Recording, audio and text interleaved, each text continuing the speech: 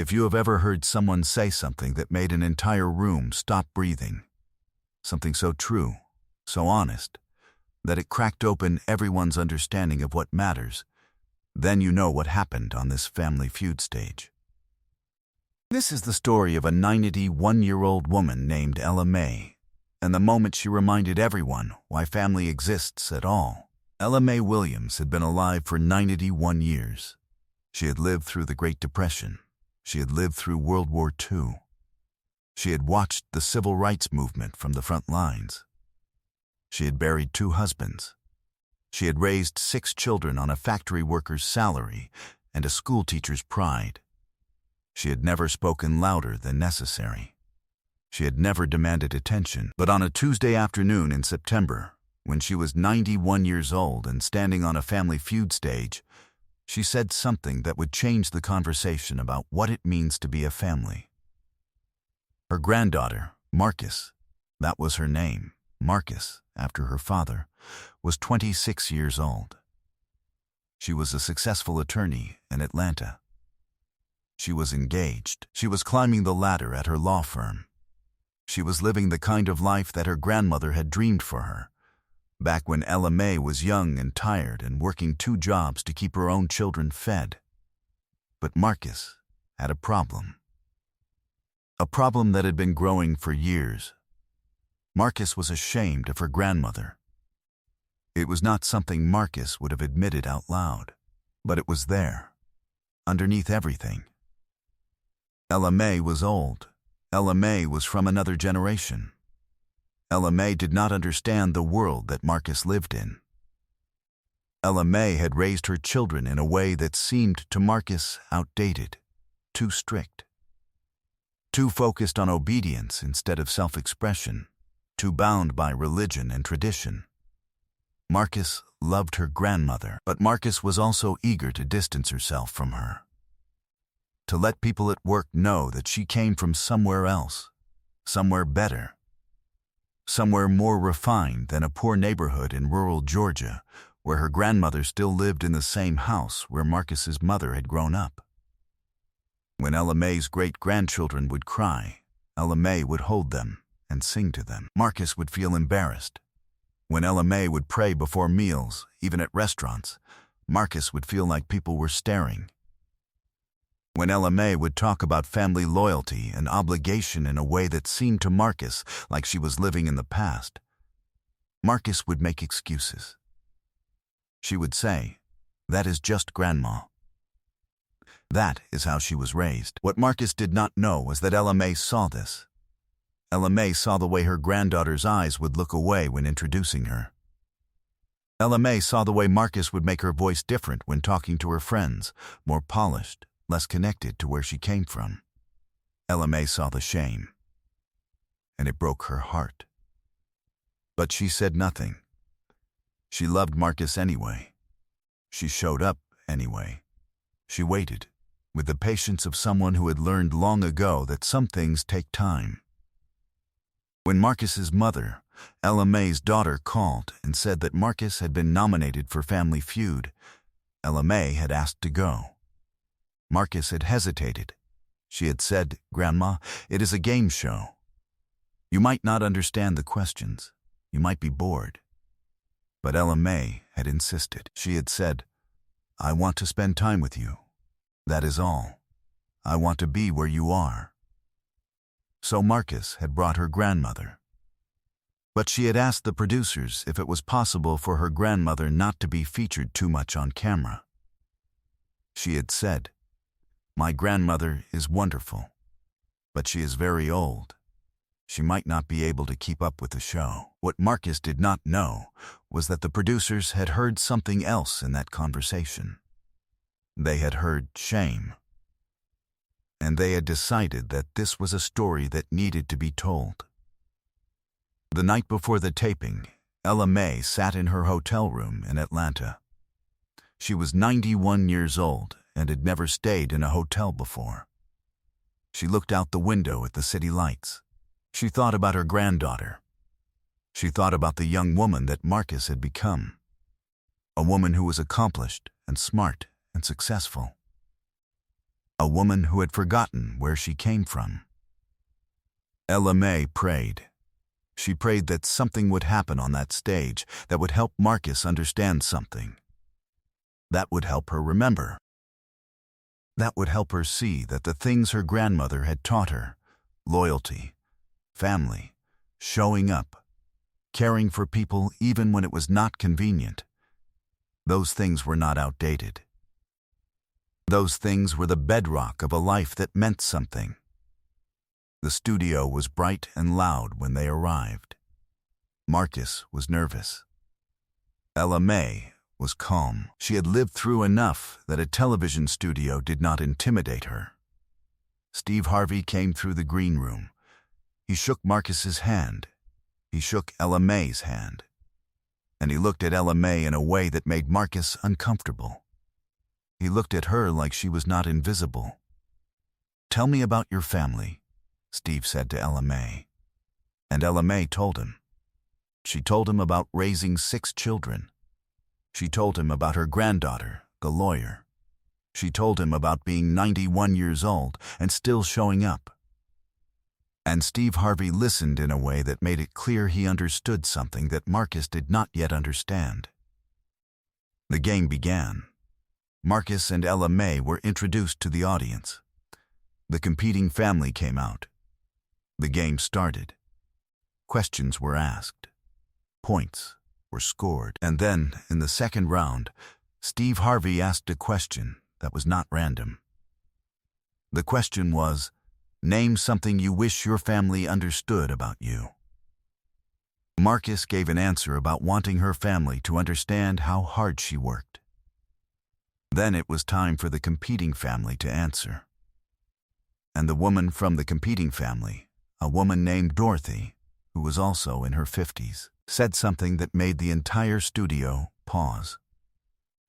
"I wish my family understood," Dorothy said, "that the things I did were for them. Every single sacrifice I made, every time I chose work over play, every time I chose duty over comfort, I did it because I loved them. And now I am older, and I realize that my children think I did not love them. But the truth is, I loved them so much that I was willing to not be liked, so they could be safe.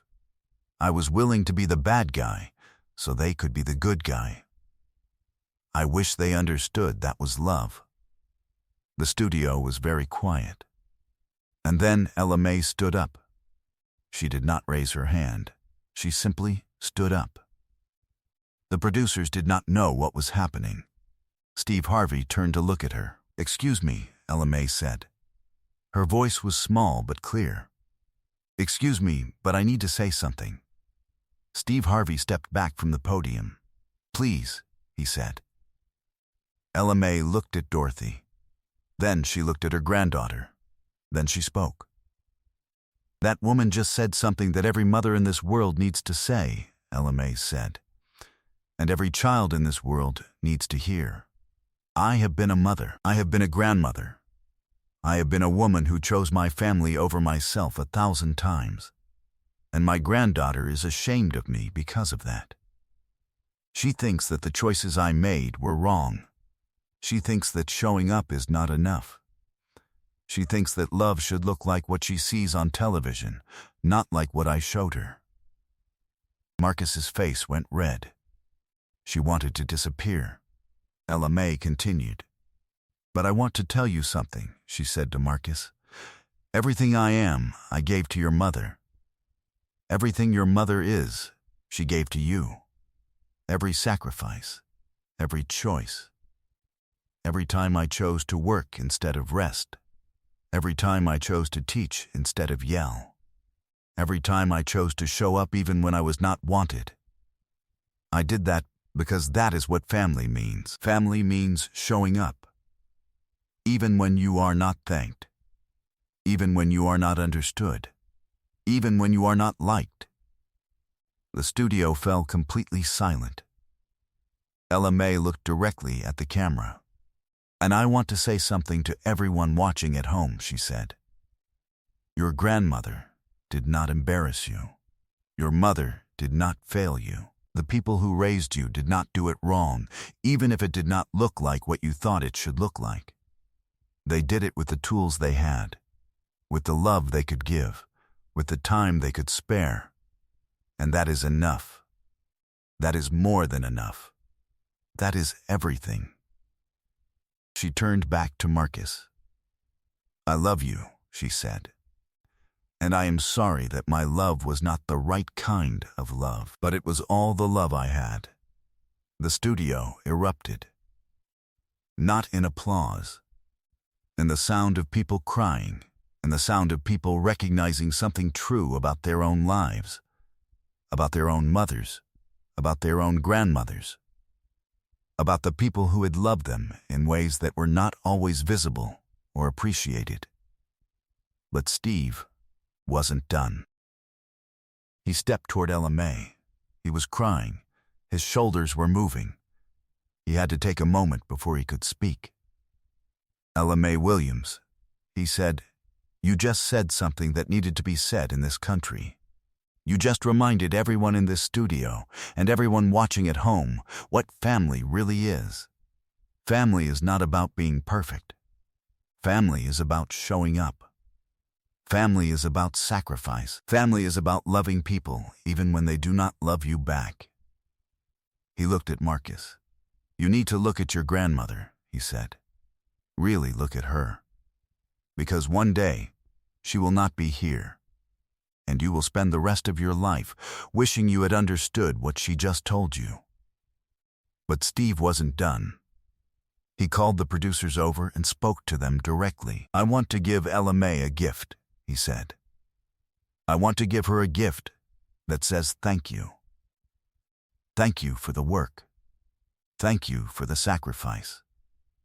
Thank you for showing up." He announced that the Family Feud prize money for that episode would be used to establish a scholarship in Ella May's name. A scholarship for young women from low-income backgrounds who were the first in their families to go to college. The scholarship would be called the Ella May Williams Scholarship for Women Who Show Up. The competing family stood up. Dorothy, the woman who had spoken about sacrifice, walked across the stage and hugged Ella May. She held her. She said, "Thank you. Thank you for saying what I have been trying to say to my own children for years." Ella May looked at her granddaughter. Marcus stood up. She walked to her grandmother.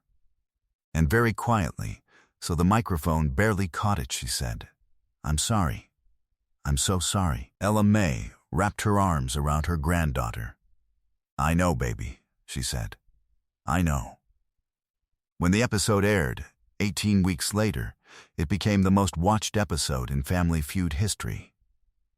29 million views in the first week. The clip of Ella May's speech, the moment she spoke truth about family and sacrifice, has been viewed over 42 million times. It has been shared in church services. It has been shared in family therapy sessions. It has been assigned in college courses about family dynamics. But what happened after the taping mattered infinitely more. 3 days after the episode aired, Marcus quit her law firm. Not because she gave up on her career, but because she reorganized her priorities. She found a new job that paid well but required fewer hours. She moved back to the neighborhood where her grandmother lived.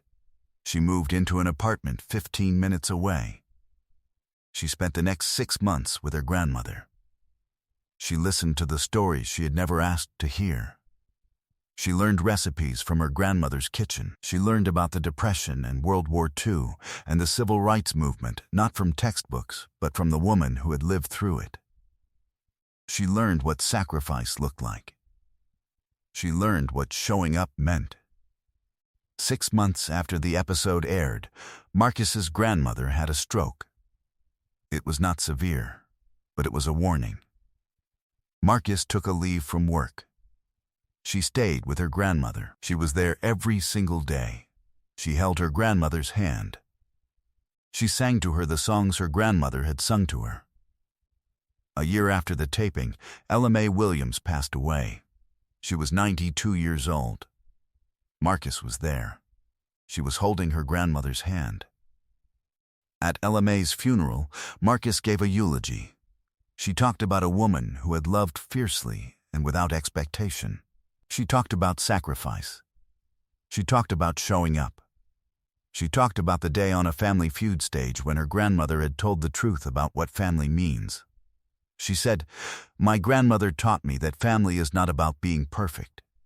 Family is about showing up." And she showed up every single day of her life. And I spent so many years not understanding that. But now I do. Now I understand that the greatest gift my grandmother gave me was not money or advice or approval. It was presence. It was the choice to show up, again and again, even when I did not appreciate it. And I will spend the rest of my life trying to be the kind of person who shows up like she did. Today, Marcus runs the LMA Williams Scholarship Program. Over 500 young women have received scholarships in her grandmother's name.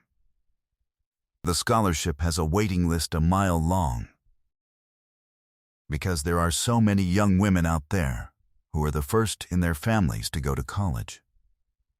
And they need to know that their mother's sacrifice was not wasted, that their grandmother's presence mattered, that showing up is enough. The viral moment from that episode, LMA's speech about what family means, has become a cultural touchstone. It is quoted in wedding vows. It is recited at funerals. It is taught to children in schools as an example of what truth sounds like. If this incredible story of sacrifice and love moved your heart, make sure to subscribe and hit that thumbs up button.